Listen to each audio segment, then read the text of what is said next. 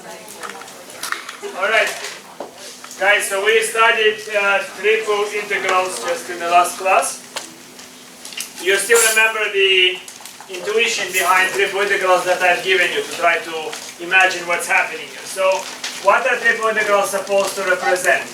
If I have a triple integral of the form triple integral over S of f of x, y, z dv, for example.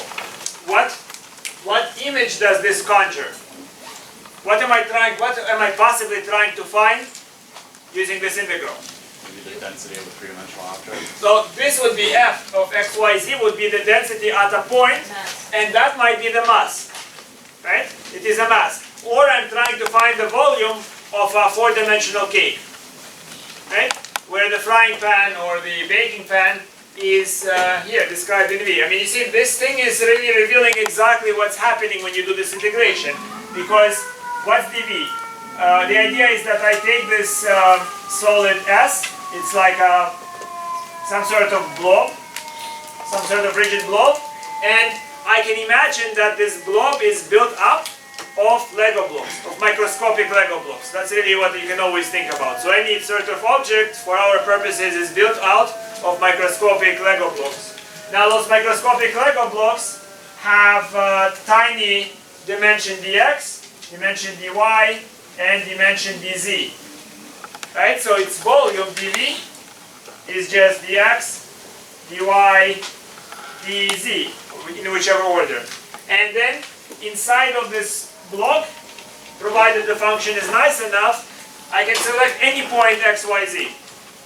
So this would be any point x, y, z inside of this block, and I can assign to it the density f of x, y, z. That would be the density at that point. And if this box is really, really tiny, the density does not vary much from point to point inside of the block. So I can say that the mass of that small block is just that particular density multiplied by the total volume of that box. And this triple integral is just summing over all the small microscopic boxes. Really, you take the limit, and that's when it becomes the integral, right? But really, it's just a glorious summation of a bunch of boxes, right?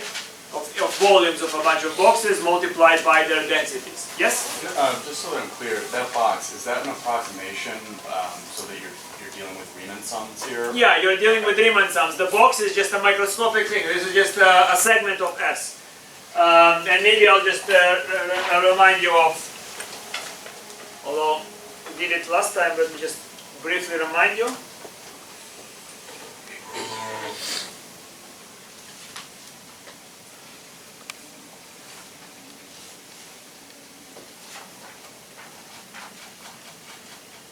Here is the picture that you are thinking about, right? So this box is just a small cutaway segment that was taken out.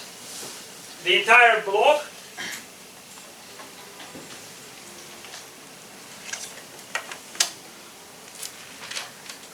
here is just that small thing, and that's what we calculate the mass for.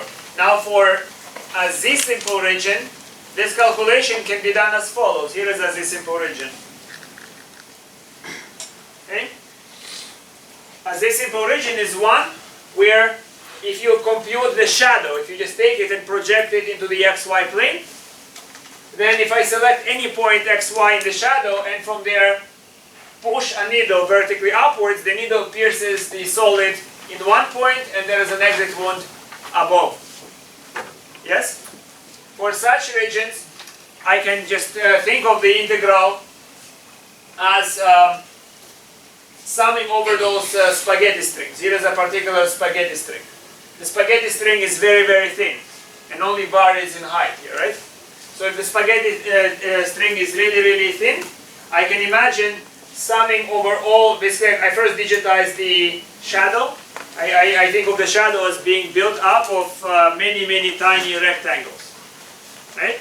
And for each fixed rectangle, its dimension dx and dy are very small. So the function f only varies really as a function of the elevation. Does it make intuitive sense? So in essence, what I'm doing is I'm adding over all those possible blocks. So basically, I have all those rectangles R, whose intersection with the region D is non-empty.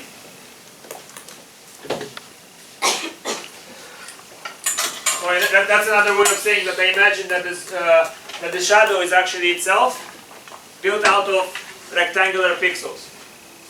And I sum over all such rectangles, and for each rectangle here that I have, I will have f of xy, sorry, f of xy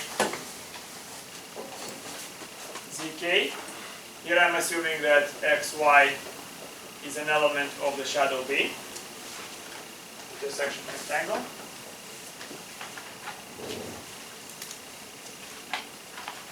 Times delta zk times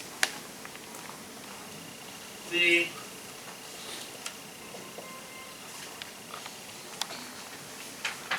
width and length of the rectangle. Make sense? You see what I'm really doing here? So what I'm saying is sum over all rectangles. But once you selected a particular rectangle that intersects B, select a point xy here. That is going to be approximating all the variations of xy, where x and y vary inside of this rectangle. Then for that point, look at it, right? Z can be thought of as only a function of, f can be thought of as only a function of z. Since all xy are pretty much constrained. You cannot move much for xy. It's almost as if you're forced to select one value xy. And then you only vary z. Here is one value of z, here's another, so you have this Riemann sum. And that Riemann sum, what does it become? So that this is the shadow region, this becomes the double integral over b. Right? This sum becomes the double integral over b with dx dy. And this integral becomes, look at it, it's simple, for any fixed xy, z varies from g1 xy to g2 xy. So here we have the integral from g1 xy to g2 xy of f of xy z dz. So this is how I decomposed it, and here I have the 8. So in other words, I can reduce a triple integral to a double integral, provided it's a simple region, provided it's in this case a z-simple region. Okay, so let's see how that works in practice. We'll try to train this a little bit in practice. So, you see, those questions are green because you're actually asked to evaluate this integral, which is not terribly difficult. By the way, try to evaluate it. I'm just saying it's not terribly difficult, it's a bit annoying. So, first what I want you to do is tell me what sort of shape is this. So, I have this integral. What sort of shape is this integral? What am I integrating over? What's the solid S? In this case. Well, a rectangle, I guess a better word for it is a box, right? Rectangles seems to be two-dimensional. I always make the same mistake, by the way. I always call those things rectangles. But yeah, so it's a box. This is the shadow, look at it. The first two integrals are the shadow. Right? And this is the bouncings of z. So notice, that means that the shadow is a rectangle, and for any point xy in the shadow, z doesn't care what xy was chosen, it just bounces over the interval from 2 to 3. So that makes that the only consistent shape should be a box, you agree? For any shadow xy, the height of this box is the same for z, and the shadow here is rectangular. So that is a rectangle. So rectangle is you only have numbers. And this is written as a z-simple region. Okay? Let's do... So if you're initially evaluating a dz, does it imply if it's z-simple or if it's dx? Yeah, of course. That's the way. So this is z-simple. What is this? This is z-simple. Actually, all of them seem to be z-simple here, right?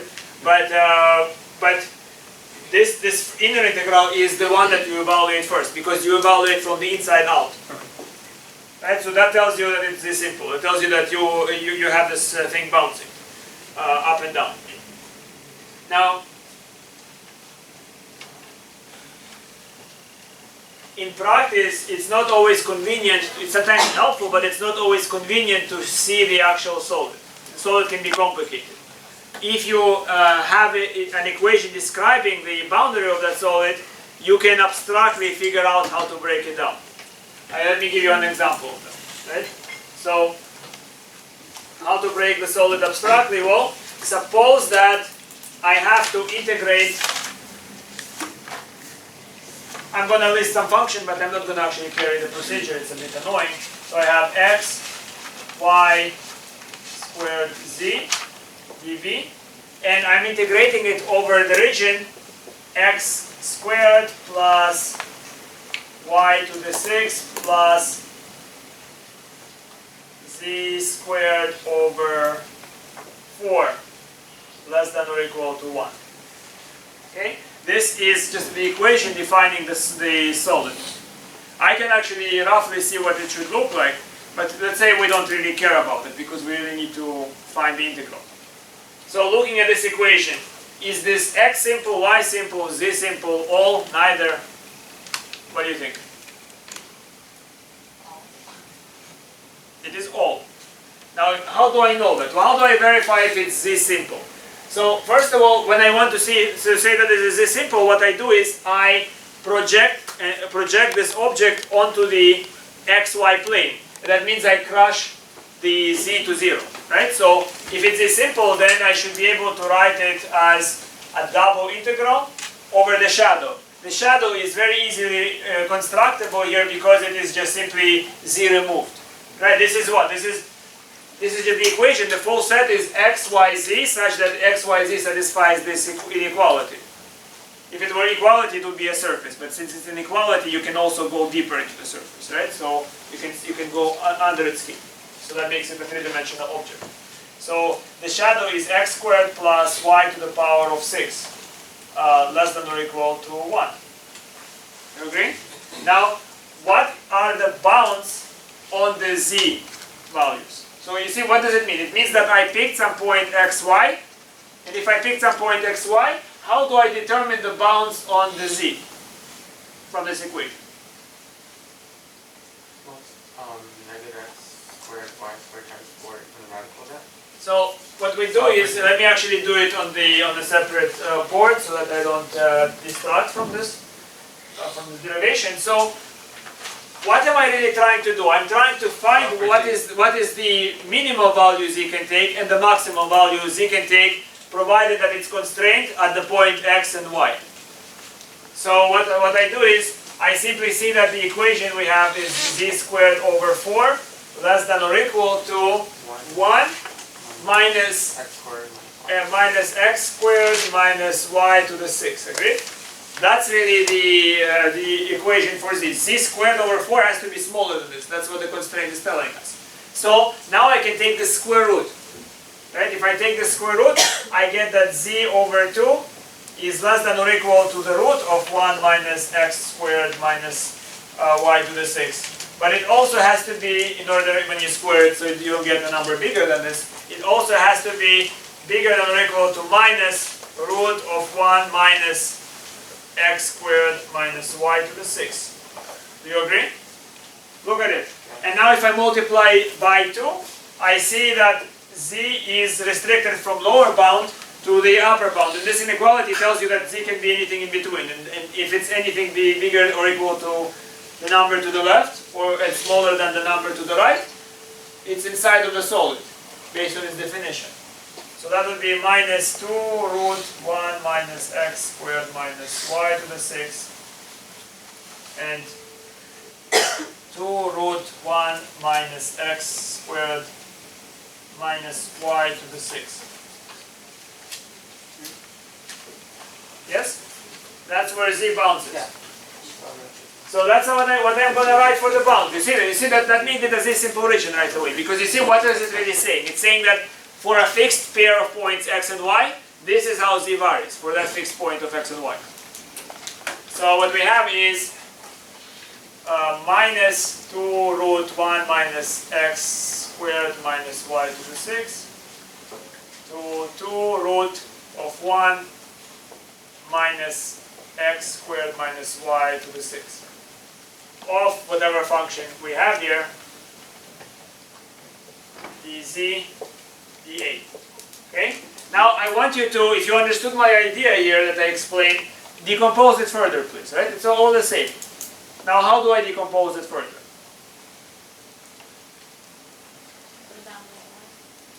You can put a bound on y or an x, right? What do you want to be the outermost integral? Yeah, why not x, right? So what's the? So looking at this thing, what is the biggest value and smallest value that x can take? The absolute biggest, you see, and smallest value that x can take. -1 minus y square root of 1 minus y squared. No, I mean if the outermost is x, be careful. If the outermost is x, which means what? I projected y to 0. So you get x squared less than or equal to 1, which means x is varying from the lowest value -1 to the top value 1. That's the biggest. That's the most x can do, right? Now, if I have an x, if I specify an x between -1 and 1, now what's the boundaries on the y?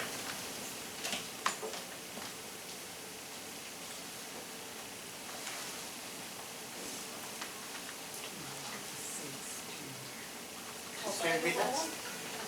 X will become 0. Y 0, Y is So what's the lower one? -1. Negative 1, 1.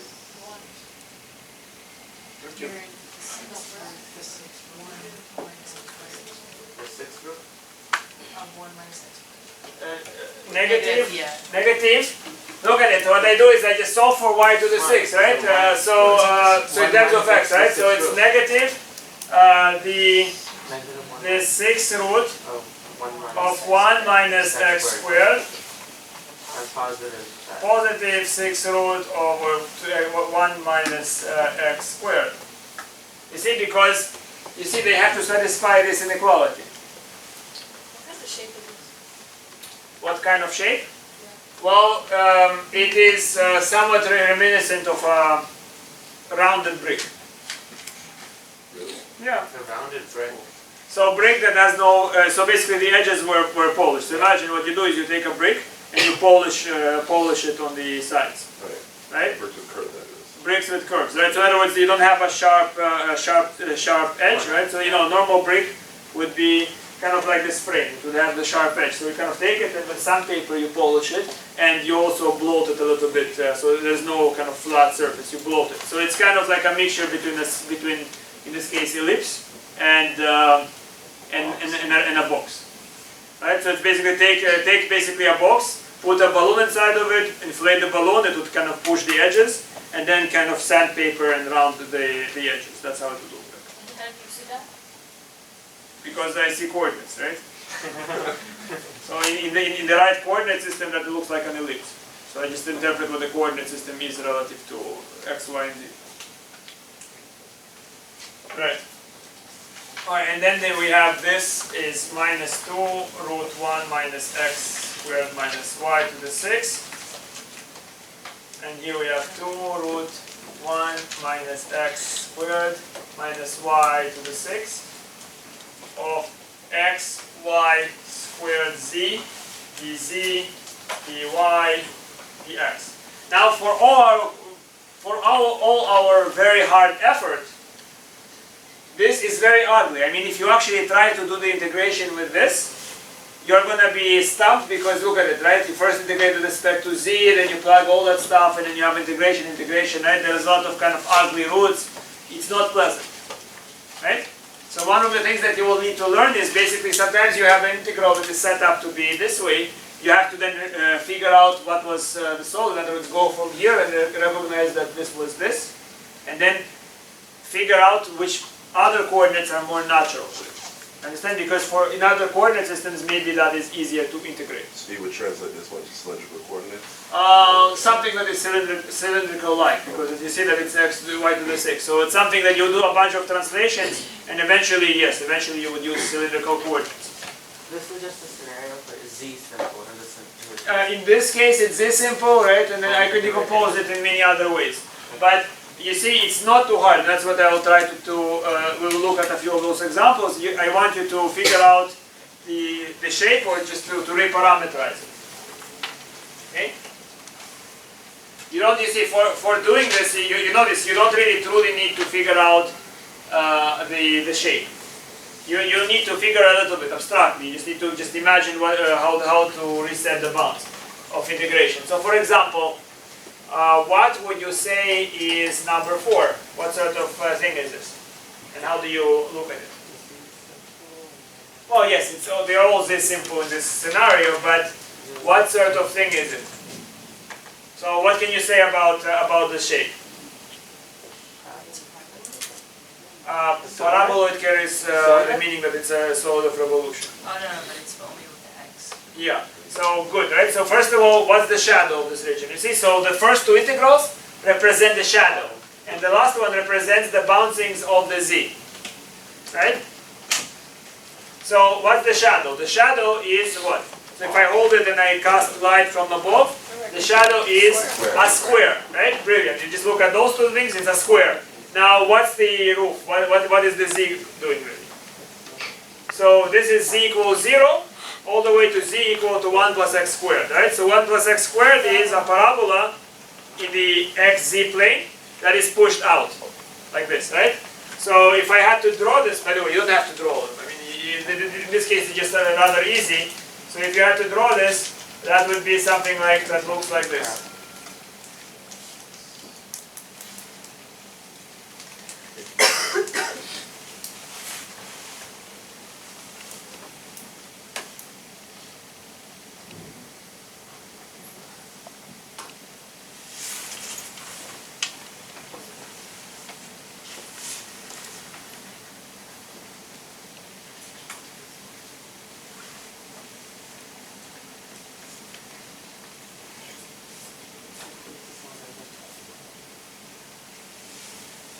Okay?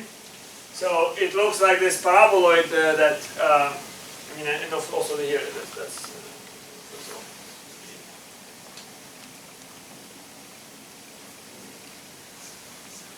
Make sense?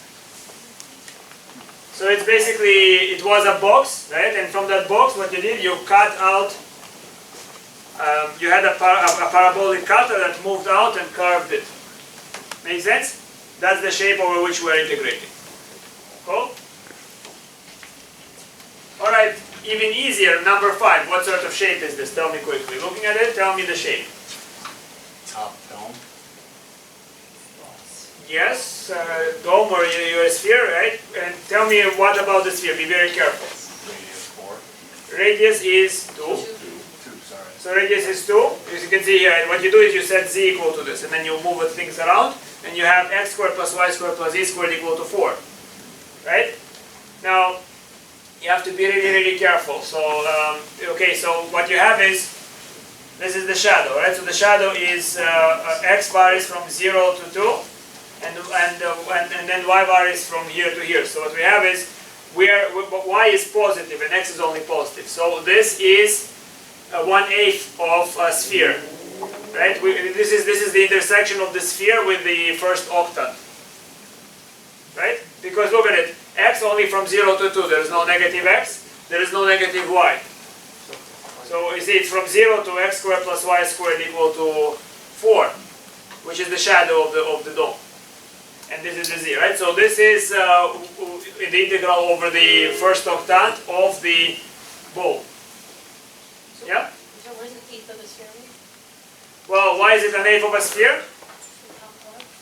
We have if we have in 2 dimensions we have 4 quadrants, right? Now if we are in R3 we have another dimension, so we have 4 on the top and 4 on the bottom. So it's altogether 8. So we are in what? We are in the first 8, right? That's why it's an 8. The integral is over the first octant. Make sense? By the way, you see, I am a bit lazy with actually doing the integration, right? That doesn't mean that you should be. I want you obviously to be able to carry those integrals. Oh, by the way, before we move on, right? This, you see, so I'm hoping that you are somewhat comfortable with integration. But I'm going to actually just make one verification to make sure that you did understand how to at least carry it. And before I do so, you see in this homework, the analogous question is again reversing order of integration. So this is just practicing reversing the order of integration. So for 17, what sort of thing is it that we're integrating over? Box, right? You can see that all of them are bouncing independently of each other. What sort of thing is number 20? Is that x to 0? X to It's 0 to 2, then x to 2. What sort of, and then 0, y is 0, z is 0 to 5. What sort of object is this? It's a triangle where? You see in the Upper half. so how do we construct this triangle? So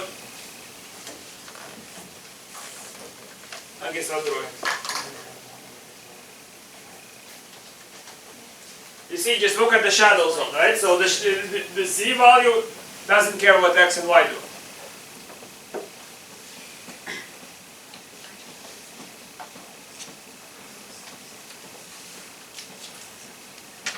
So what do we have here? We have that x is from 0 to 2 and y is from x to 2, right? So for the top part, it's the upper triangle.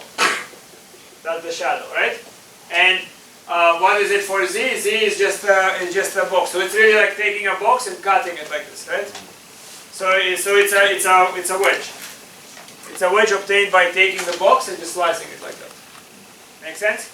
And then from here, even without knowing that, you can actually reverse the order of integration if you had to. You have to just do it abstractly. Does anybody know what's 19? What does 19 look like?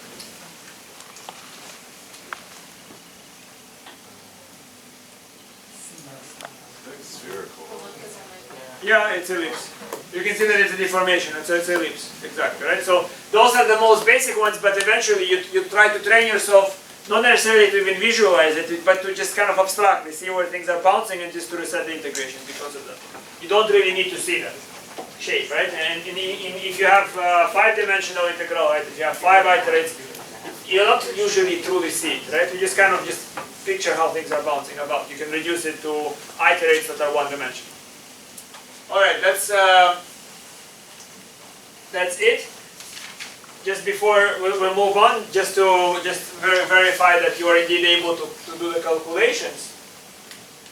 So I want you to, we don't have to finish, but just let's try to calculate the integral over x plus y plus z less than or equal to 0, where x is also between 0 and 1, y is between 0 and 1, and z is between 0 and 1.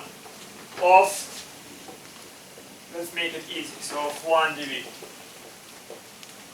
What does this express? What's x, oh sorry, not 0, 1.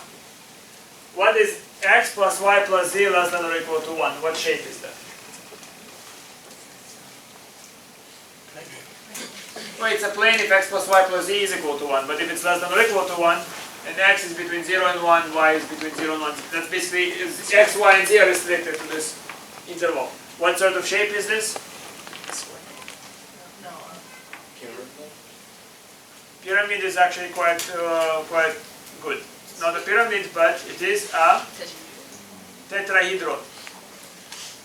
Tetrahedron, it's a 3-dimensional triangle. Remember how such things are constructed, right? So basically, the unit tetrahedron, you can actually, by using another coordinate system, you can visualize any tetrahedron as a unit tetrahedron. A tetrahedron is the shape that is obtained by specifying 4 vertices. And then basically each of the 4 vertices have to be connected. Okay, that's a tetrahedron. You can always think of any tetrahedron as unit tetrahedron because you can specify coordinate system in which all those points are at unit distance. Okay? So if you understand how to write the equation of a unit tetrahedron, you should in principle understand how to do it for all others. Okay? So y, you see, really, what is this? This is also everything inside, right? So a tetrahedron is a three-dimensional triangle. Okay.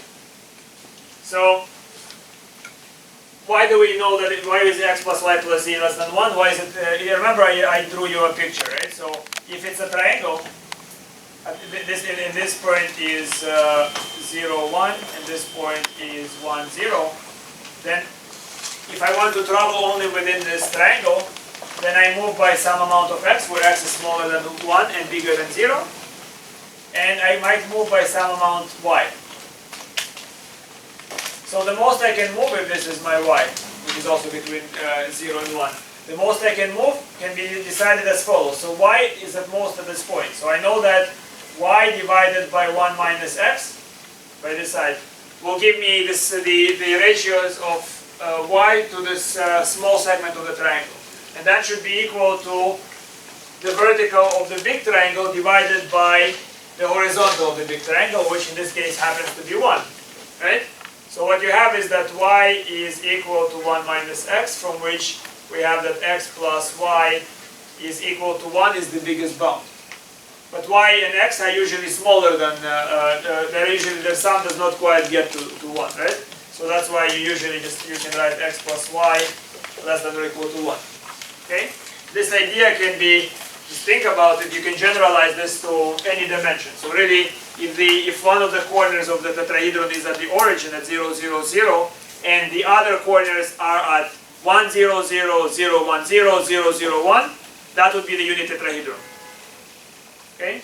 And that's what this expresses. What was that one? If the corners of the tetrahedron are one of them at the origin and the others are at the unit vectors on the x, y, and z axis. So this integral, set it up, please, and then we'll just evaluate it a little bit, not to the end, but just a little bit, to see that you actually are able to carry calculations.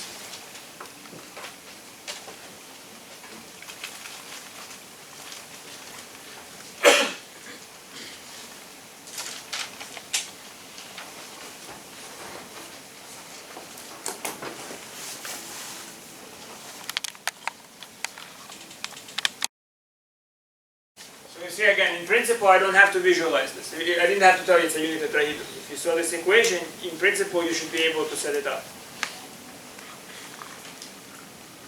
By the way, what is this asking for? You have to explain how I'm calculating this. What are you calculating?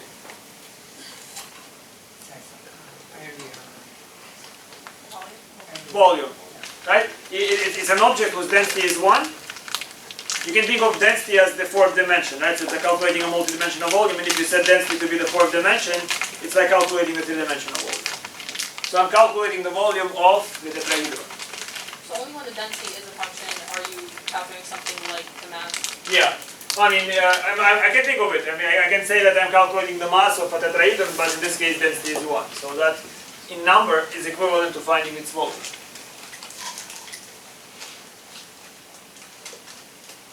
So okay, let's do it already. What is x varying from?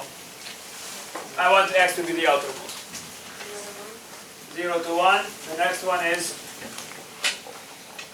The next one? 0 To what? 1 minus x. Make sense? What I did is I just projected z to 0, so I have x plus y less than or equal to 1. That's how I figured it out. What's the next integral? 1. Sorry? 0 to 1 minus x minus y. Wonderful. And you should be able to go from here back to there. I expect it. D, D, D, Y, D, X. Right? You cannot have the bounds varying with the same variable as, so this cannot be X. Make sense? There are others that you could decompose it in any other way that would be equivalent. So, Why would you just go the fixed bounds you specified below? huh? So if you have x varying between 0 and 1. Well, I need to know that. Just by saying x plus y plus z is less than 1, it's not binding anything.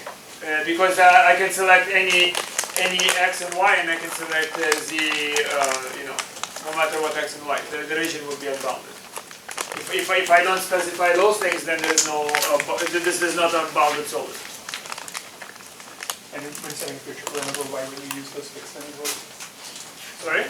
When you're setting up the interval itself, why would you use the fixed bounds you specify below? Why do I specify this? Or why would you use those as the bounds for your interval?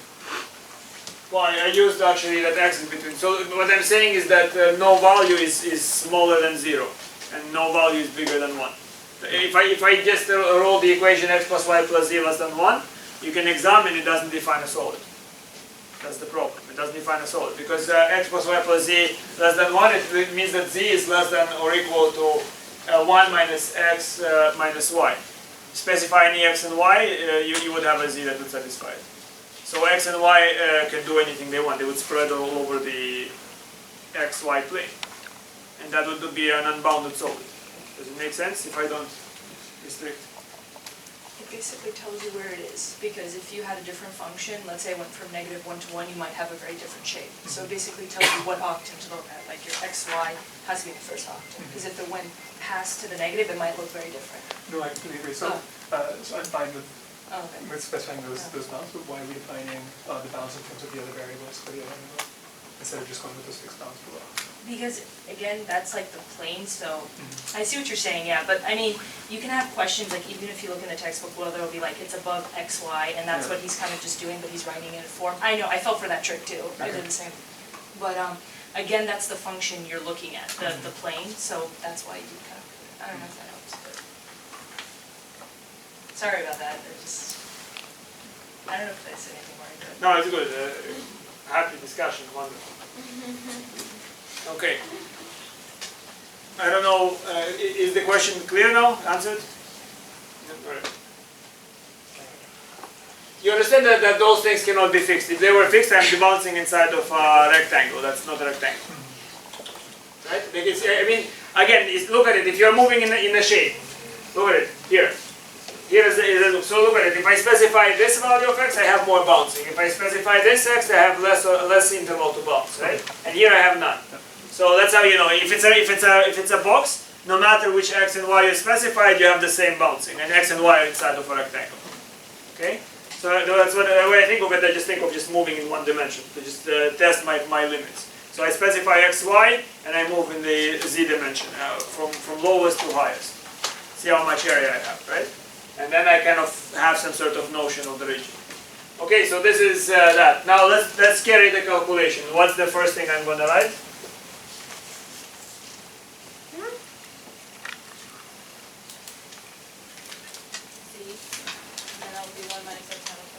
So first we integrate the inner integral, right? So that is the integral from 0 to 1, the integral from 0 to 1 minus x, and then here I have, let me just do it slowly, so it's z, evaluated from 0 to 1 minus x minus y, dy dx. So then, once I do this substitution, I have now a double integral, 0 to 1, 0 to 1 minus x, of 1 minus x minus y dy dx. Tell me the next step.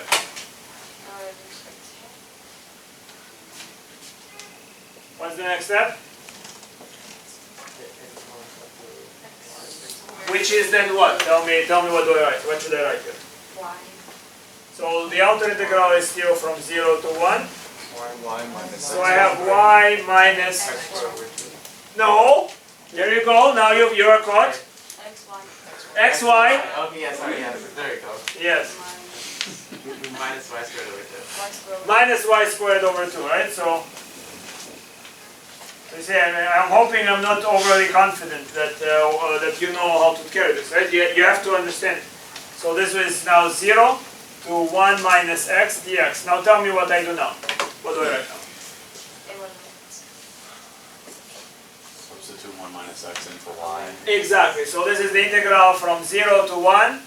1 minus x instead of y, minus x times 1 minus x, minus 1/2 1 minus x squared. And if I substitute now minus 0 at y, it kills the entire expression, right? So I can just leave it like this. Dx. Make sense? And then this you can do it yourself, right? I don't have to do it. I'm assuming. Right? It's a wrong assumption. I noticed that sometimes people take who knows what classes and they don't know.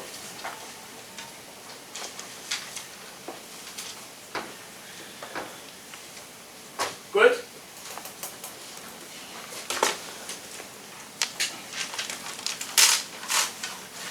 So let's just finish with a few things here in this chapter and move on.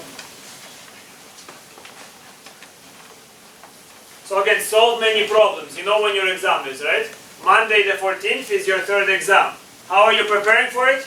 You are solving the homework problems. You are solving homework number, what is it, 14 or whatever, you figure it out. Wherever it begins with integration and until it ends with integration. It's all about integration. 3 homework sets and the review. If you see something at some point that doesn't make sense, perhaps it's just me not making sense, but you are making sense. Trust your gut. If you understand what you're doing, nobody should be able to confuse you, not me. What's our final? Our final is on the 21st. 23rd. 20? 23rd, it's the last. First. Third? 21st is a Monday. It's the 25th. 21st. Yeah, exactly.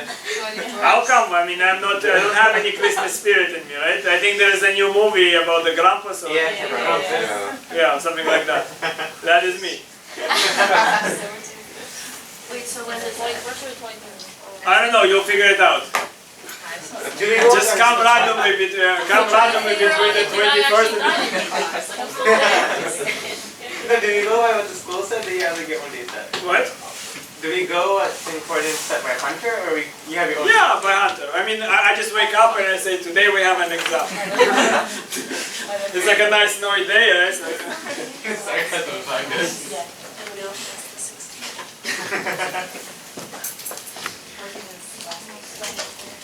all right, good.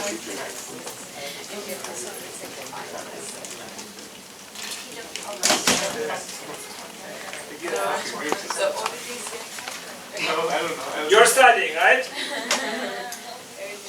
All right, let's trust you. So, I mean, there is an application. I actually just don't. Integration is not necessary tool for that, but there is an Archimedes problem here explaining, well, you know, this idea that that a solid will displace a liquid the amount of its mass, right? So you can express it in terms of triple integrals, but honestly, you don't have to, right? This is just one example. You don't have to do it with triple integrals. But here it's explained, right? So I'll skip it for now, and let's go through just a few things that might be very important for your exam. So very basic properties. So one, the integral over the solid S of a sum of two functions is the sum of the integrals. Why is that happening? You can prove it, you can give a very fancy proof or a very non-fancy proof. Really, integration is a glorified summation. It's really a glorified sum. So what you're really saying is that if I sum things that are themselves sums, then I can just do it separately, right? Now, here, I can take a constant and I can move it outside of the integration. Now, why is that? This is, again, a fancy way, because of the limit. It's really a fancy way of saying that there is a distributive law, right? If I have a constant multiplying the terms that I'm summing, the summons, I can take the constant and factor it out. Make sense? You understand what I'm talking about, guys, right? It's not like, oh yeah, it's an integral, and you can just factor stuff out, right? You have to feel it, A, and then you have to prove it, B. This, by the way, now at this level, the proofs are very crude. They're not good. You need analysis. And number 3. So this expresses something that seems to be familiar from physics or from your common experience. So the integral of the function f over a union of two solids is the same as the integral over first solid plus the integral of the second solid. Another way of thinking about it is that if I cut the solid in two parts, I can measure the mass of the solid S1, one part, and the mass of the solid S2, and when I add them together, I expect to get the exact same thing, right? This seems like it should work, but again, you have interesting examples in analysis that if you translate to real world language, to English, it sounds like this. Take an elephant, or something that, just to be exaggerated, something very heavy, and cut it into many, many small pieces. And now weigh each piece individually, find the mass of each piece individually. And suddenly you find out that, let's say, the sum of the pieces adds up to 0. And yet the elephant is so heavy. There are examples in analysis like How that, does that right? work though? It does. I mean, that's the thing. I mean, it doesn't work. What do you mean? If you cut it appropriately, it will work. So like each thing will be like 0.0000 whatever. Like that's No, what I can show. How small are you putting? I don't have time to explain why, but I can show under certain conditions that this property that you believe in does not hold. It's like the opposite of your infinitely small line that ends up overlapping itself to become. Well, those are all related things. That's in analysis. Basically, you can find things that contradict your intuition, in essence, right? So you have some sort of intuition because you don't normally observe it, right? But if you haven't proved that this must hold, then perhaps it doesn't have to hold. It just holds because of some conditions that you're just experiencing. So is your third property the idea of like just setting bounds like from 0 to x, y? Let's say it could be 0 to x plus y, it could be 0 to x, and then x to y. Well, I see what you're saying. I don't know about x, y, and I don't want to kind of go with your analogy. I see what you mean, kind of, right? But you have a solid. You cut it into 2 parts. Integrate over one part plus the integral of the other part should be giving you the integral over the whole thing. That seems obvious because really it seems like the mass of the whole object is equal to the sum of the masses of its parts. But this is not necessarily true mathematically, at least, right? And I guess if you go deeper into things, perhaps you'll find physical examples where that is not true as well.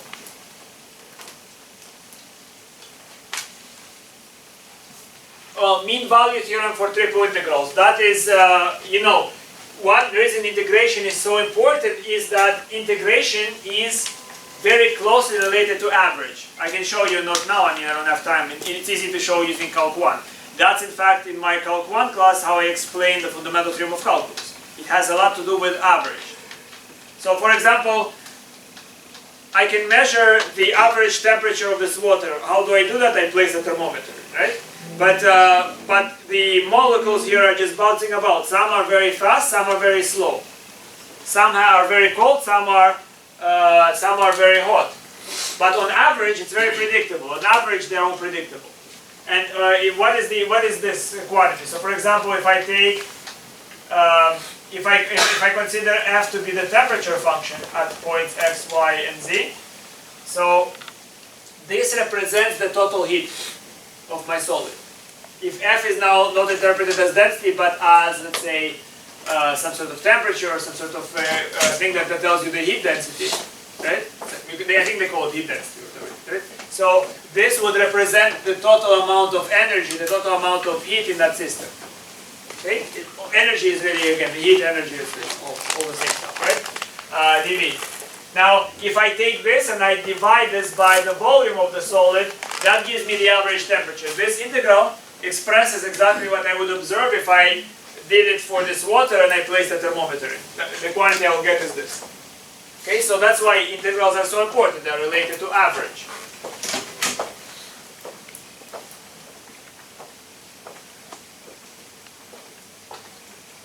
It's hard to say if people are predictable. They are definitely predictable on average, right? One example in Calc 1, I always tell them, I don't know what's going to happen, but no matter what I do, 30% of you fail. And that's always true. Right? No matter I try one thing, another thing, it's always true. I don't know if you or you or you are going to fail, but 30% do. But then 30% or a certain percent will get A's. Yes. Exactly. I mean, I'm a pessimist. I prefer to look at that. I mean, getting an A, okay, people ask me, okay, getting an A in calculus. It's actually everybody should be getting an A in calculus, right? So, I mean, the people that fail are the ones that I do all. Yeah, so you see that's pretty interesting like this. And perhaps, I mean, I don't know enough to say, but perhaps this is really why scientifically you can predict so many things. Why is radioactive decay? So it's a very chaotic thing, but but on average it's extremely predictable. Okay, that's really what's happening here. And integration plays a big role in calculating average. So does it just play a role, or is there a conceptual connection between the two? No, very strong conceptual connection, What right? is the conceptual? The integration is just the limit of average. So in other words, what's the average speed? The average speed is really the integral over all the velocities, right? And so basically, again, it's really related. I don't have time, unfortunately, to go about it, but that's the idea behind the fundamental theorem of calculus in one dimension. It's that you are calculating an average. Okay? What else? So that's why it's called the mean value theorem. Mean value is the average value. You understand? That's mean is another word for average. Now you're going to study probability, so again, it's naturally coming up. Why? Because again, expected value, all those things are very strongly related to. Once you have a lot of points, you can just translate it to. When you take the limit of a sum, it can be quickly made into integral. All right. So 5. If I have a function f smaller than the function g and I integrate over the same solid, I should expect that the integral of g is bigger. And from there, if I have a continuous function that is bigger than 0 for all values, then the integral should also be bigger than 0. Okay. Okay, so let's see one important thing is that there are going to be questions on the exam that you can solve several ways, but the best way sometimes is to notice symmetry. If you can notice some symmetry, you can very quickly eliminate some of the hard stuff. Okay, so always try to pay attention to symmetry. Here's one example of how symmetry can really be used. So without calculating this integral, prove that the integral over the solid S of x plus y plus z is 0. Now what is solid S? The solid S is the region that is bounded between the two spheres. It's between the sphere x squared plus y squared plus z squared 1 and x squared plus y squared plus z squared equal to 4. Okay? So how are we going to do that? By symmetry. But calculating it right now would be very difficult to us. We would need change of variables and some use of substitution as well. We're going to study in a moment. How can we do that? Well, first of all, I can break the integral of x plus y plus z dv into the three integrals to make it simpler for myself. Integral over x dv plus the integral over y dv plus the integral over z dv. Right?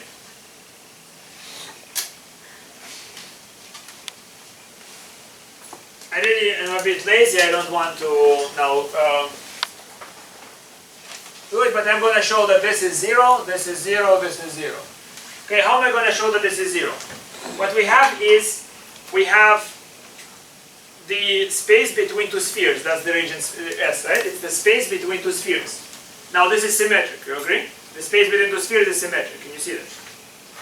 Now, if I'm integrating the function x, I can cut this this region into two halves. Let's say it's like peeling an orange. I cut this, it's a hollowed out orange, right? So that I cut in half.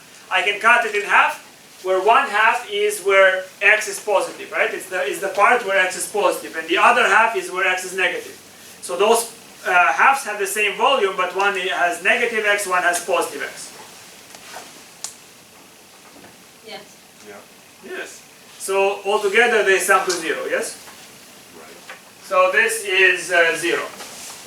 How do you prove that this is 0? Same thing, which is, how do you cut it? Cut it along the y. Along the y, and this is along the z. Good, wonderful. I mean, would you like show that mathematically on a test, or? How do you show? I mean, yes. Or just How do you show it mathematically? Yes. I mean, you need to express yourself. Okay. How do you express yourself? I mean, you see, if you know something, you should be able to explain what you know, right? You should be clear about it. How would I prove that this integral is 0, for example? You don't have to kind of repeat this proof for infinity, right? But if you prove that this is 0 on the test, you showed me why you believe symmetry works here. So I can say that the integral of of S of x dv is equal to the integral over S1 of x dv plus the integral over S2 x dv. And here you are saying that S1 is what? S1 is the set of all points x, y, z, such that x is bigger than 0 or equal to 0, right? And let me just say bigger than 0, right? If you eliminate the boundary actually there's another thing that is a bit implicit here. Boundary doesn't matter. It's actually it's so thin that it actually contributes nothing to the volume. Okay, there's something that's kind of very, they just gloss over. So x is bigger than 0, and we have that x squared plus y squared plus z squared is bigger than or equal to 1, less than or equal to 4. That's how I define the region S1, right? And S2 is defined in exactly the same way. So by definition, here x is bigger than 0, in the next one x will be smaller than 0. So you can see that I'm just really having the same region, but in one case x is positive and the next x is negative. So, you understand? So you express yourself. Yeah? So it really all depends on your boundaries though. 'Cause Yeah. they have I mean, to be- you cannot have symmetry without, if the region of integration is not symmetric, then how can you use symmetry? There are many more clever symmetries. I mean, the most obvious one is like the ones we use, but there are more clever symmetries. You don't have to have symmetry around the x or y or z axis or around the origin. You might have complicated symmetries, okay? But that, that's up to you to figure out. But when you notice symmetries, it can simplify calculations quite a lot. Right, we are moving into the next topic.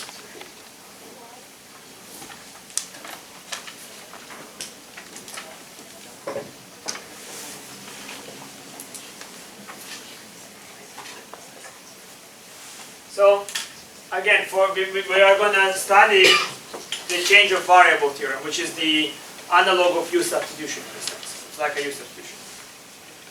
So, when integration with respect to one set of variables is not comfortable, but perhaps it's good for other variables. So, for example, if I had to integrate over the region between the two hemispheres, it's much easier to express that region in spherical coordinates. Right? So, this region here could be just stated as rho bigger than 1 and smaller than 2. Right? Much easier than this rectangular characterization. Yes?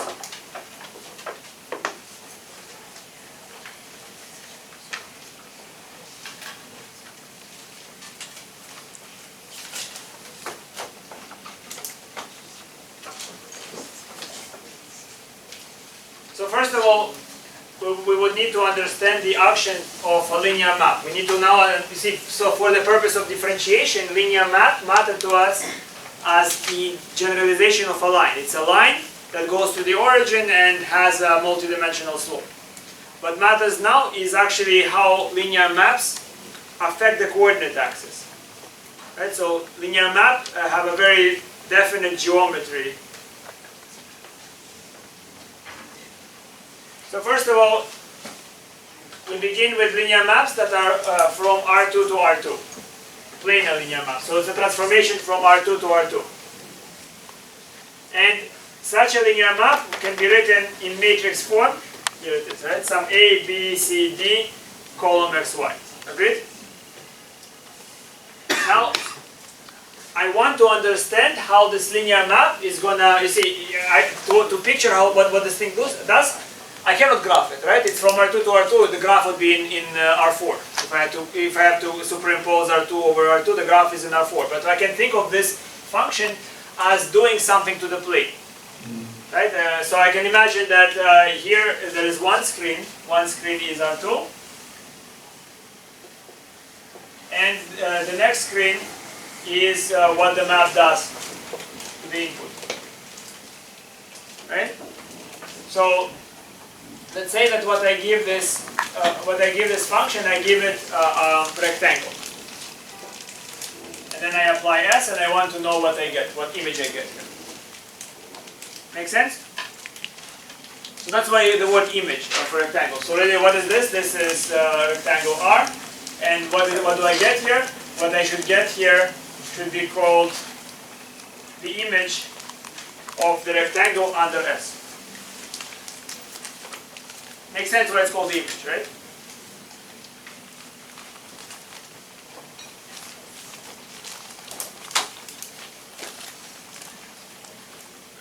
So let's picture a typical rectangle for, here it is, right? Let's look at this drawing. Here is a typical rectangle.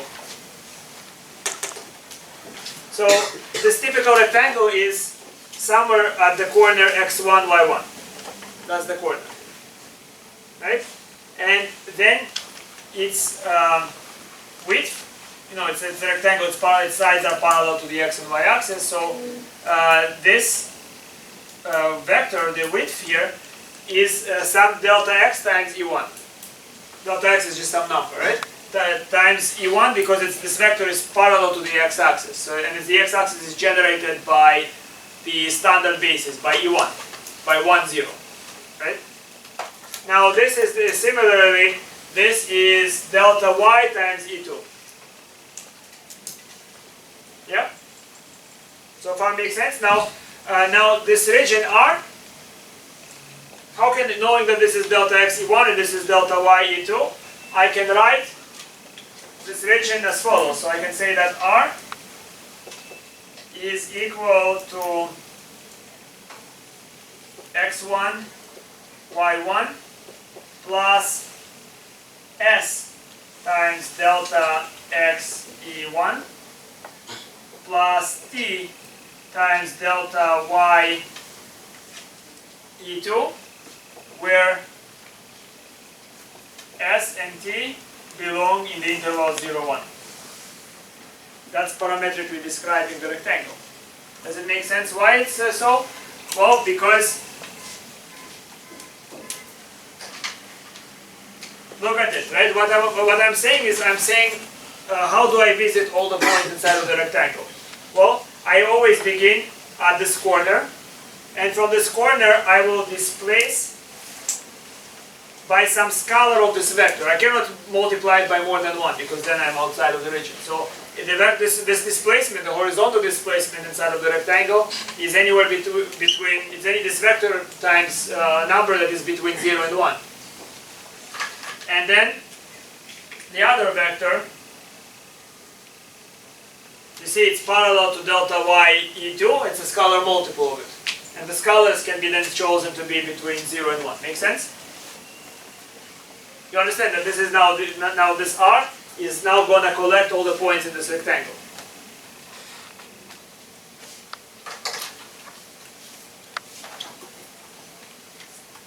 So here is what we need to understand what linear maps do to coordinate systems. So again, the good way to think about it is that if I take R2 is a coordinate system that is generated by E1 and E2.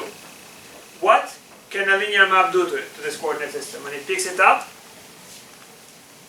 what it can do, it can flex the hinge here, right? It can just move the vectors about the hinge. So it's as if the vectors are loosely connected. So it can rotate them a little bit, and it can stretch them.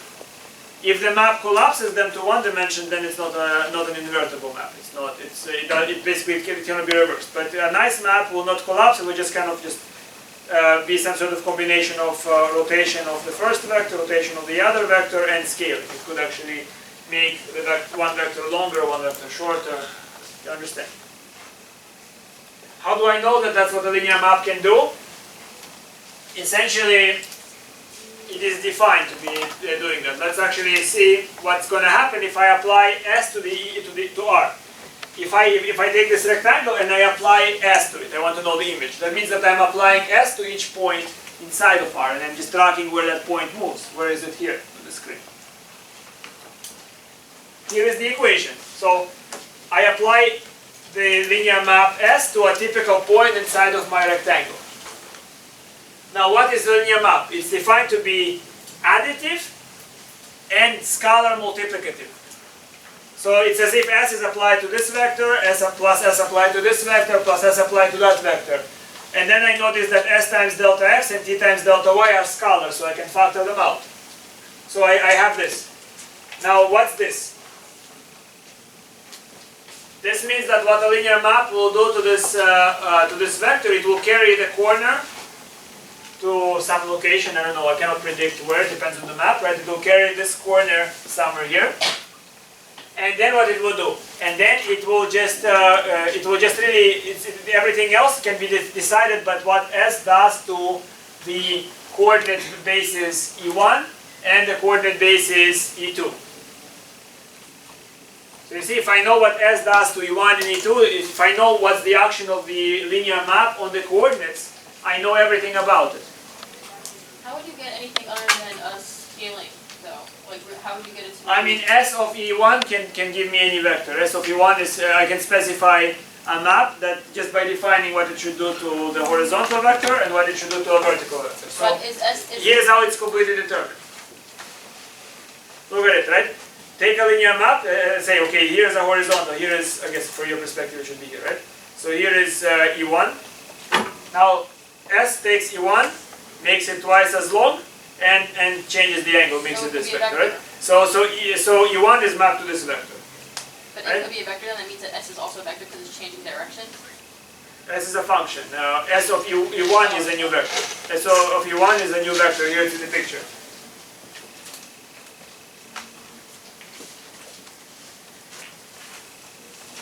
So look at it.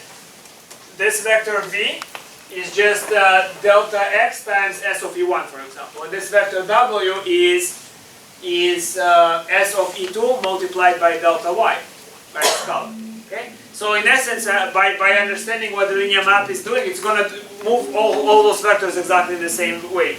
It's going to map a rectangle into a parallelogram. Nothing else is possible. Any rectangle will be mapped to a parallelogram. In fact, any parallelogram will be mapped to another parallelogram. Nothing else is possible.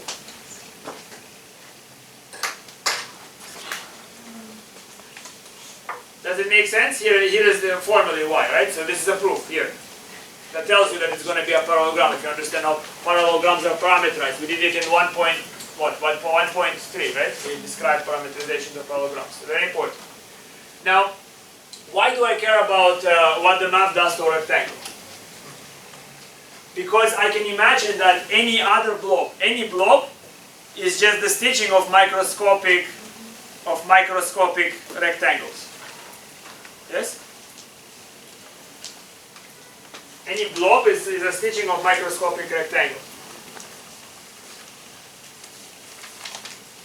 Are we specifically only dealing with 2D right now? Right now, yes.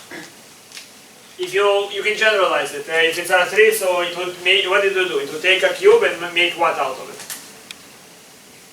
What can a linear map do to a cube if it's from R3 to R3? Any three-dimensional Pyramids? No, not any. I mean, no. Rectangular prisms? Well, it would make it into a parallelepiped. You see again, Right. linear maps are unable to make a line non-straight, right? It has to keep a line straight. You understand? So what it can do is it can stretch the line or compress it, but it cannot bend the line into any other shape that is non-linear. What a linear map is able to do is at the hinges of the vectors, it's able to just flex them. Okay? So somebody will complain, oh, you didn't cover enough, right? I wouldn't be complaining of that. I don't know, man, you can expect anything from people. You didn't cover enough, you didn't teach me anything. I came unprepared to class. People approach to mathematics in a lot of schools that are paraplegics, right? They're like this, and they want to be rolled in, right? You forgot to feed me, and you didn't turn me over. I mean, when you ask people to study, you pay the money, they will not do it. Anyhow. But good, I mean, you're you know. Alright, so, here we are. We're in R2, right? Any blob,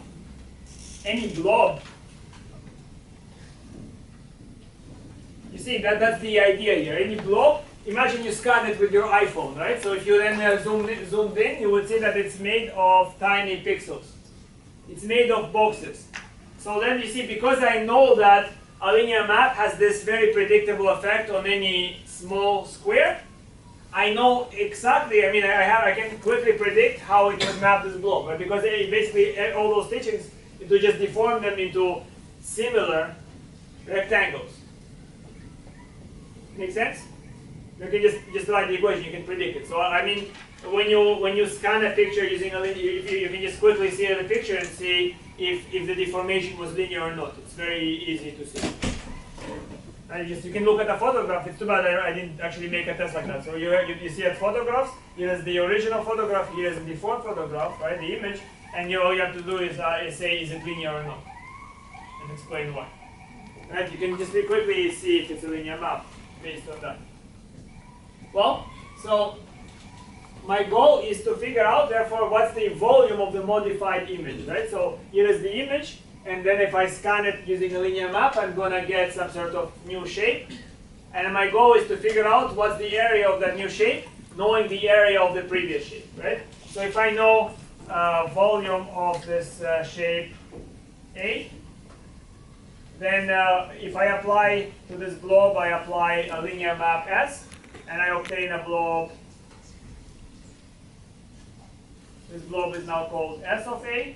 So my goal is to predict what is the volume of S applied to A. And this is easy to do if we actually need it for exam 1. It's easy to do that if I know what S does, how it modifies the volume or the area of a rectangle. You say I call it volume because I mean volume is two-dimensional volume in that context. Or three-dimensional if it's higher, if it's from R3 to R3. So here is the so the volume of S applies to R of this parallelogram is going to be the determinant, right, of the sides spanning the parallelogram of V and W. Now what is V? V is S of delta X E1, and W is S of delta Y times E2, which I can then factor out. And by the properties of the determinant, I can actually factor them out of the determinant. Here it's factored out of the determinant, and what I get the matrix A, basically the first row is S of E1. That is going to be, it's going to be S of E1 is going to be AC.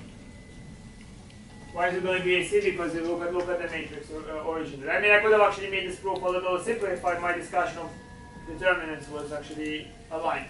So you see AC is the first column. Remember I gave a lecture on what the first column is. The first column is S applies to E1. The second column is S applied to E2. So because in my definition of the determinant, I interpreted the sides of the parallelogram as draws. That's why I'm making this extra step. If I actually did the same proof, but I set it up for columns, I would not need this extra step. But regardless, right?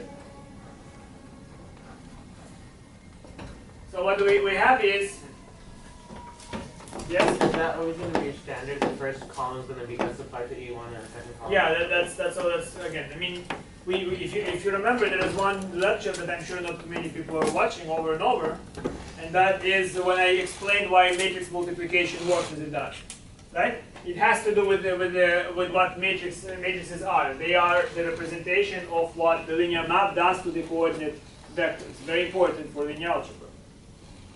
If you're going to take this class, study this. It's going to really give you a very good boost in the class.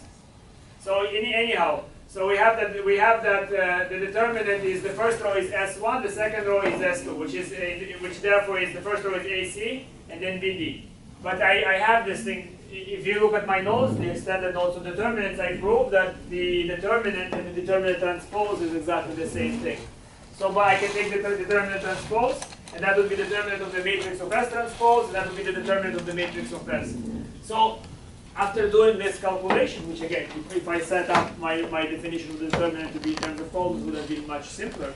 If you do that, you realize that a linear map affects the volume of any shape by multiplying the shape by the determinant of its matrix. So let me give you a very easy example to see how that's supposed to work. So suppose that we have this region, and suppose that I take this little square, and this little square is epsilon and epsilon, so its area is epsilon squared.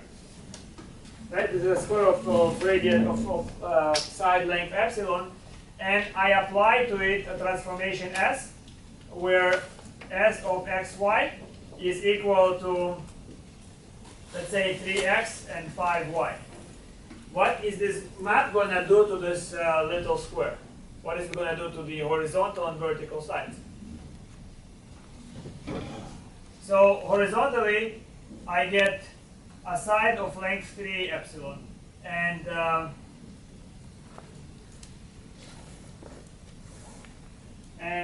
5 epsilon on the side, right? So we have here 5 times 3 epsilon squared. So you see what it did? It multiplied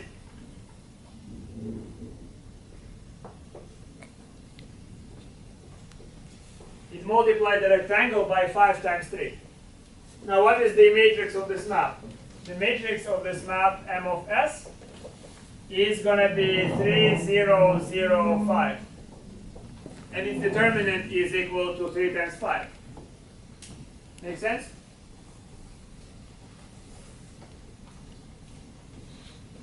So that's a very important ingredient in what we are discussing below. This is gonna hold, by the way. You can kind of construct a proof very similar to the one I have for any n by n. A linear map has to be from the space back to itself for this change of variables thing to actually work. So now we talk about changing of variables for double integrals first.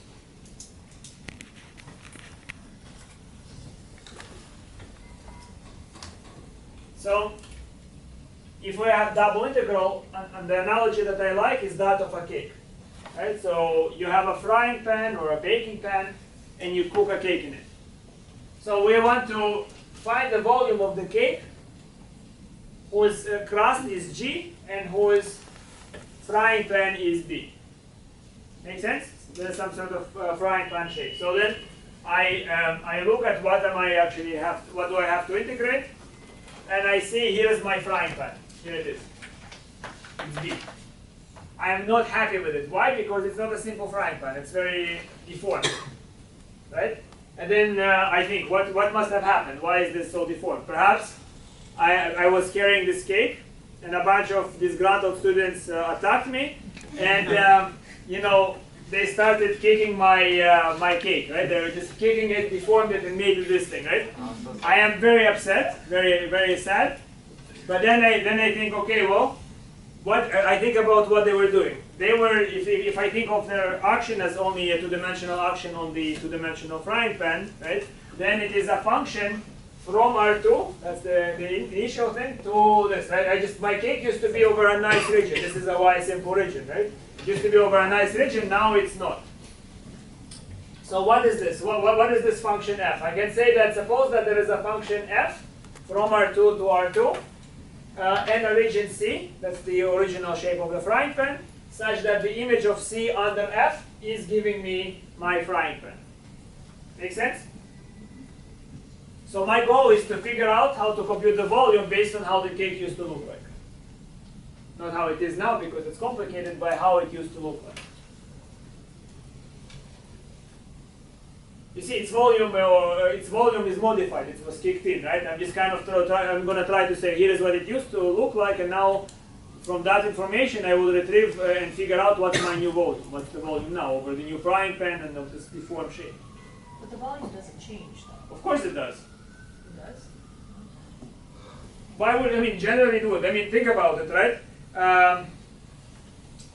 you're assuming that the shape basically the shape is incompressible. Why that has to be that? Take a foam. I don't have a foam, right? Have you ever had a sponge, right? You can squeeze a sponge and make it very, very thin. Obviously, the volume changes, right? It's just there's some things that you think are kind of very hard to compress, but why not? Technically, if you compress it, then you change the volume. Yeah, I don't know. Right. You can change the volume of gas, right? The gas is, when you put the gas in this diving equipment, you will change the volume, but you compress it. maybe you can, I don't know, right? There's some liquids that are called incompressible, right? When you're In theory, there are some liquids that are theoretical, and you say that you cannot change their density, so you cannot compress them, you cannot change the density. But in practice, probably you can. You probably just have to squeeze it very, very hard. It's easier to do for gas, but actually quite hard even with gas, but it's easier because there is more spacious. Good? So, here is, so you understand that B, this B here, right? So my original integral is this, right? The original integral that I'm looking at is the integral over the region B over this ugly frying pan of some function g dA, right? You can just, if you prefer, call it the integral over B of the function g x y dA. Okay? That's this is the crust of this cake that after it was beat up, and this is the frying pan after it was beat up. So the very first thing I notice is that this is really just the same thing as the integral of f applied to c. In other words, this was c, and f is that bad function that beat my cake up. So far makes sense? Yes? So then, again, this is grossly, I can always picture all the shapes as built out of pixels, right? So I can think of my original shape as built of many, many pixels. And here I just made them very large so that you can see them, right? But if they're really, really tiny, they would look to you pretty much like the actual region. So I pretend that this wide collection of boxes, or sorry, this wide collection of rectangles is my region C, even though it's not quite, right? So then, to recover the volume of this cake, I can say, well, let me just look at, here this cake was sliced into those many, many tiny boxes, and here is what happened to those slices, they deformed. So, for example, this here, Rij, used to be a nice rectangle, and it was deformed into this shape here. Now, looking at this, what do you think? Could it possibly be a linear map that did this? Can I convict a linear map and say the thing that beat this shape up was a linear map? No, because look at it. This is a rectangle. Does this look like what? It looks curved, right? Linear maps don't do that. They don't curve lines.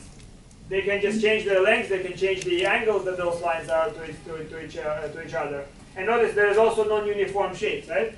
If it was a linear map, the deformation would be just all the tiny rectangles will be carried to tiny parallelograms. And all the parallelograms will be exactly of the same type, right? They're going to be congruent parallelograms. You understand? They're going to be congruent. If I congruent rectangles are going to be mapped to congruent parallelograms. If I fix the size of the rectangle with dimensions, it's going to be mapped to a parallelogram of the same dimension. It's very regular. Again, everything predictable if you understand what the linear map is doing. It's additive and scalar multiplicative. If you understand what it means, you can predict that that's its effect on the shape. So this is not a rectangle.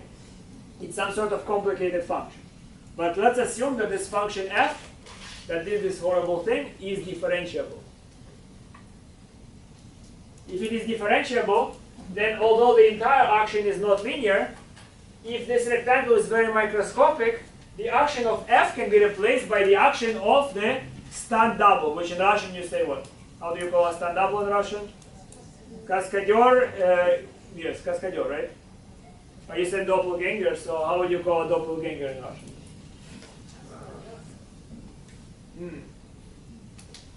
I know, I roll with Blitznetz. Близнец is zwilling in German, it's a twin, right? Right. It's coming from the word two, right? Double, like, so it's двойник. Двойник. Два. Right? Двойник. Okay, so we can replace the action of this function by the action of a linear map that is approximating it. Make sense? So in essence, I can think of the deformation as basically a lot of many linear maps. Many linear maps acting on each segment individually. You're getting it? So that's how you actually use linear maps, right? Because I mean, the things are pretty hard, but you can imagine that it's a myriad of linear maps, different linear maps acting on each piece individually. So let's try to see how that is supposed to how that's supposed to work. So this symbolism is a little complicated. Let me try to break it down to you. So first I begin with this. Yes? It should be that you said that if the function is differentiable, then what? If the function is differentiable, then locally I can use linear approximation. Remember linear approximation? We did kind of examples of it. That's not what it's used for. It's used for in integration. Right? In integration, what I'm going to do is that I'm going to break the region into tiny segments. Over each tiny segment, the linear map is a good approximation for the actual function. That's my strategy of attack. So here is how it's going to work. So the integral that I have is really the same as this is the f that deformed the frying pan, right? So then what I'm doing is I can say that really what is this integral? It's the integral over all the regions of the rectangles that are approximated. I say almost equal, that's because the region is not truly rectangular. If you say that the region is rectangular, not much generality is lost, so then you can say equality. So what am I really expressing here is this, right? Look at it. To integrate the function over the region B is the same as to find the integral over each piece individually. There are many pieces here, but they're only finitely many. That's really what I'm saying below. You follow, guys? Yeah? So what is this? It's this is what we have here, right? So basically I'm saying that I'm going to find the volume of my cake by finding the volumes of each individual piece, where the pieces are very tiny. F of Rij is just the original frying pan cut into tiny, tiny microscopic rectangles. Yeah?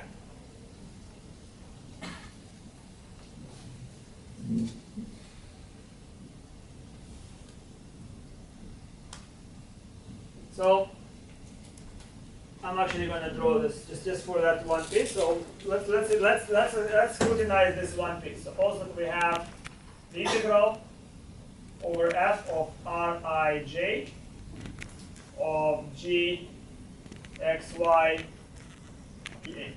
So this is just over one piece. Let me actually even go and show you a picture of how we're going to try to do the linear approximation here. Here is that Rij. Here is the actual shape that we obtained. And here is, again, I didn't really draw it similar enough, but you see, you look at this original shape. It almost looks like a parallelogram if you make it really tiny. If you make this very tiny, this will look more and more like a parallelogram. Why do I know that? It's because if the function is differentiable, the function is approximated very well by its derivative. And the smaller the region I'm using for the approximation to apply to, the better it's going to be an approximation, linear approximation, right? Guys, you follow? So here is what we have here. So f of Rij. So let's for the original region, we have the v and the u-axis, and here is that rectangle. And then, how do I calculate this? This is approximately, because the region is very tiny, it's approximately the elevation of g at f of uij dij. See, xy is what? Xy is a point that is obtained. Look at it. Here is a point uv, and take this point. It's going to be mapped to an x and y. Each point xy in my original thing is just an image of what it used to look like in the UV plane. So this will be the height of the cross is g of f of uij dij times the volume of f applied to the region Rij. You agree? So in essence what I'm saying is that if this is very tiny, I don't really need to kind of break it into even tinier pieces. It's almost like a one slice where this is the area of the base times the height. So the area of the base times the height will give me the volume. Okay?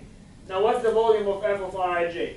Well, what's the approximation? So if I use uiv div, then I can say that f of any point uv in this rectangle, where u and v belong to that rectangle, it's almost the same thing as f of uij dij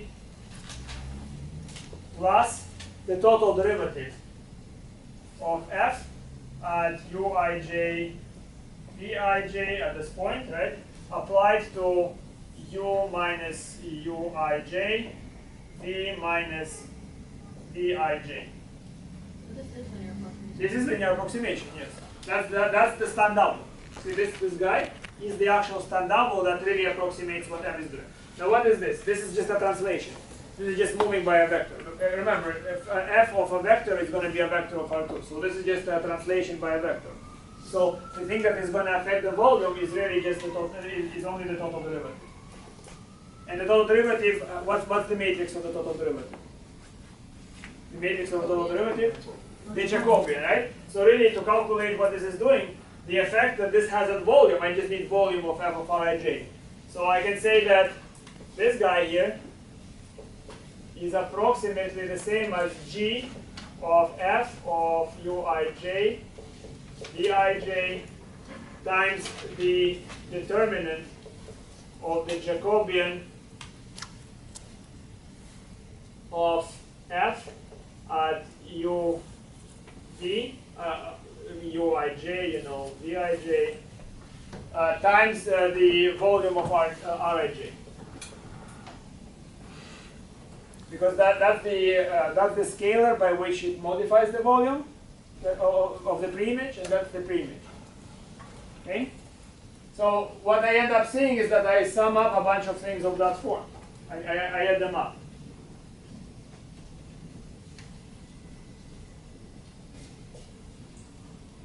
Here is what I just wrote here, see? So now, in the sum, it's just the summation over all possible Rij. You see, delta ui, delta vj is the volume of Rij. Make sense? So I sum over all those things. Now what is this? I recognize a Riemann sum here. This thing is a Riemann sum. And this is a Riemann sum for this expression. It's the Riemann sum for the integral over the frying pan c of g composed f times the absolute value, mu it over, whatever you call it, right? Think about it. And we'll give concrete examples. So we'll try to do, we'll try to do feedback through concrete examples, but I really want you to figure it out. You see, so if you think this way, you can come up with formulas that nobody ever taught you before. And then you kind of break it apart just to see how the machinery should work. So G is the linear transformation? No, G is just the function that we're integrating. It's just the cross function. Well, you have a G of F there. F is Yeah, linear. F is the transformation that deforms my frying pan. How would it be the other way around? Why do you have F? I mean, because look at it. Think about it. G takes the domain of the frying pan B. The points of the frying pan B are obtained from C by they are carried over by F. That's why. If you want to take the weird version and put it in the normal. Yeah, you're basically taking the weird, or if you begin with the weird. You will go back. Yeah, we have